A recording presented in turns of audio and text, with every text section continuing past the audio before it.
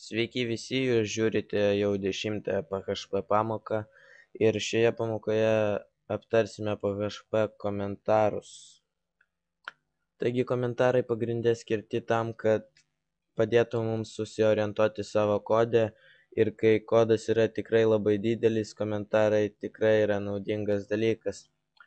Taigi šiandien jums išvardinsiu 3 komentavimo būdus ir pirmieji 2 leis mums komentuoti tik vieną eilutę, o trečias būdas leis mums sudaryti komentarą, kuris susidėtų iš daugiau nei vienos eilutės teksto. Taigi, pasirašykime bet kokį savo kodą, tarkim, priskirkime kintamąjį, nusistatykime jo reikšmę ir pirmasis komentavimo būdas tai prasideda simboliais 2 backslashais ir toliau tiesiog rašomas jūsų komentaras, tarkim, sukuriame kintamąjį.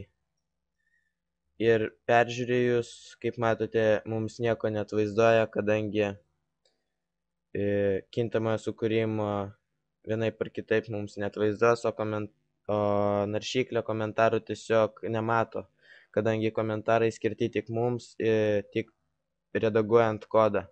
Ir naršyklės tiesiog jo negeneruoja ir negali išvesti. Ir tarkim, tai yra pirmasis būdas ir šis komentaras gali susidaryti tik iš vienos eilutės ir štai jeigu rašysite kitą eilutę, tiesiog jau mums išmes klaidą, kadangi, tokio tipo komentarai gali būti tik viena eilutė. Toliau, tarkim, išvedame šį kintamą į naršyklę ir kitas komentavimo būdas, jis beveik niekom nesiskiria, tiesiog prasideda simbolių grotelės ir toliau rašomas jūsų komentaras, tarkim, išvedame kintamą